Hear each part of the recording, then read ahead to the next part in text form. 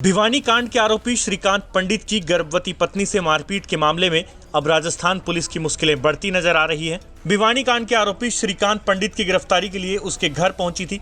इस मौके पर श्रीकांत तो नहीं मिला, लेकिन परिजनों ने आरोप लगाया है कि राजस्थान पुलिस ने उनके साथ मारपीट की और इस मारपीट के चलते श्रीकांत की गर्भवती पत्नी को भी चोट आई और उसका गर्भपात हो गया। परिजनों ने इसको लेकर राजस्थान पुलिस के खिलाफ नू पुलिस को शिकायत भी दी, जिसके बाद नू पुलिस भी इस पूरे मामले की जांच में जुट गई है। फिरोजपुर झिरका डीएसपी सतीश कुमार की मौजूदगी में पुलिस टीम मरोड़ा गांव पहुंची और नवजात के शव को कब्र से निकालकर पोस्टमार्टम के लिए नल्हड़ मेडिकल कॉलेज भिजवाया गया। हालांकि अभी तक इस मामले में नवजात का पोस्टमार्टम नहीं हो पाया है और श्रीकांत के घर लगातार हिंदूवादी संगठनों से जुड़े नेताओं का पहुंचना शुरू हो गया है। विश्व हिंदू परिषद के national general secretary Surendra Jain ने श्रीकांत के परिजनों से मिलने के बाद मीडिया से बातचीत में राजस्थान पुलिस पर भी जमकर भड़ास निकाली और कहा कि राजस्थान पुलिस राजनीतिक दबाव के चलते इस तरह का दुर्व्यवहार कर रही है। राजस्थान की पुलिस ने तालिबानियों की तरह व्यवहार किया है। रात को 3 बजे घर पर पहुंच रहे हैं, दरवाजे खटखटा रहे हैं, गोली मारने की धमकी दे रहे हैं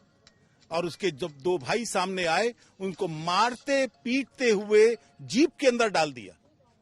उसकी गर्भवती पत्नी 9 महीने की प्रेग्नेंट दिखाई दे रहा है, जबरदस्ती उसको धक्का दिया, वो नीचे गिर गई और वो बच्चा दुनिया देखने से पहले ही स्वर्ग सिधार गया।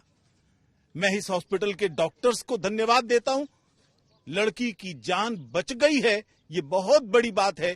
अभी भी वो रिस्क के अंदर है और जिंदगी और मौत के बीच में जूझ रही है। डॉक्टरों के इलाज से हम संतुष्ट हैं, लेकिन राजस्थान पुलिस ने जिस प्रकार का व्यवहार किया है, साफ दिखाई देता है वो राजनीतिक दबाव में थी। स्क्रिप्ट किसी और ने लिखी। हमें जानकारी मिली है राजस्थान की एक मंत्री, उनका भतीजा इन दुष्ट लोगों के साथ में था। आखिर कौन थे ये लोग? जरायम पेशा अपराधी लोग थे। उसके ऊपर पहले से इनाम घोषित था। गौ हत्या के केसेस उसके ऊपर दर्ज थे और वो वहां से 200 किलोमीटर दूर लोहारू में मिला। और बताने वाला कौन? यहां चाय की दुकान पर बैठा हुआ एक आदमी सुबह 6 बजे के समय बता रहा है, मैंने इन लोगों को देखा। अरे तुम 6 बजे इतने अंधेरे में पहचान लिया? और कहां कहां के लोग? कोई मानेसर का है, कोई होडल का है, कोई पलवल का है, कोई कहीं का है। वो नाम जो पहले से जाने जाते थे, जो हिंदुओं की बहन बेटी की रक्षा किया करते थे, हिंदुओं के जान माल की रक्षा किया करते थे, केवल ऐसे लोगों के नाम उन्होंने ले दिए जिसका इस घटना से कोई संबंध नहीं। और एक राजनीतिक दबाव, एक राजनीतिक साजिश के तहत उन्होंने इस प्रकार के क्रूर अत्याचार करने शुरू कर दिए। अभी हम उनके घर से होकर आए, वहां की पुलिस से अपील की है, तुरंत एफआईआर लॉन्च कीजिए उन हत्यारे राजस्थान के पुलिस वालों के खिलाफ, उनको अरेस्ट कीजिए। कैसे कल उस बेचारे बच्चे का तुमने दाह संस्कार होने दिया? उसका पोस्टमार्टम होना चाहिए। दोषियों को सख्त से सख्त सजा होनी चाहिए। ये हमारी प्रशासन से अपील है और हम राजस्थान सरकार को चेतावनी देते हैं, हम अदालत से लेकर सड़क तक तुमको घसीटेंगे। तुम अपनी राजनीतिक आकाओं को खुश करने के लिए, अपनी गद्दी को बचाने के लिए, सिर्फ एक मुस्लिम वोट बैंक के खातिर तुम किस प्रकार के अत्याचार करना चाहते हो? यहां का हिंदू पहले से दुखी है। तुम्हारी वोट की भूख उसको और दुखी करना चाहती है। विश्व हिंदू परिषद, बजरंग दल किसी भी हालत में यहां के लोगों को अकेला नहीं छोड़ेगा। हम उनके साथ खड़े हैं, उनके भाई हैं, उस बच्चे की माताजी हैं, वो बच्चा जो दुनिया से चला गया ये उनकी दादी हैं। हम पूरी तरह से इनके साथ हैं और किसी भी हालत में हम दोषियों को बख्शेंगे नहीं। किसी भी तरह की लड़ाई लड़नी हो, लड़ेंगे। और इसीलिए हमने 22 तारीख को हतीन में एक महापंचायत रखी है। तब तक हम प्रतीक्षा करेंगे राजस्थान सरकार के एसएसपी, वहां के डीएसपी या राम नरेश, जो सब ये कांड कर रहे हैं, बार बार यहां के समाज पर दबाव बना रहे हैं, झूठी गवाहियां तैयार कर रहे हैं, उन सबको हम वार्निंग देते हैं, एनफ इज एनफ।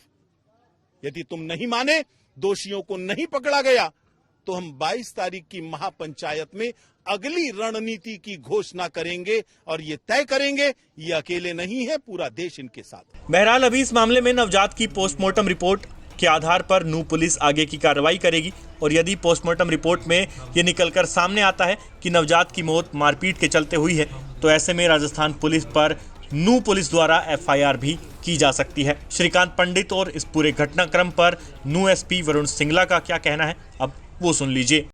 जी, कल शाम को हमारे को एक कंप्लेंट थाने में प्राप्त हुई है, जो कि श्रीकांत जो है उनकी मदर के द्वारा, दुलारी जी के द्वारा ये कंप्लेंट दी गई है। इस संबंध में तुरंत प्रभाव से पुलिस द्वारा जांच अमल में लाई गई है। रात को भी मेडिकल रिकॉर्ड्स के लिए और छानबीन के लिए हमारी पुलिस गई थी और आज भी वो कंटिन्यू चल रही है हमारी जांच। तो जांच के बाद डॉक्टर के ओपिनियन के बाद ही हम उसमें आगे अग्रिम कार्रवाई कर सकते हैं।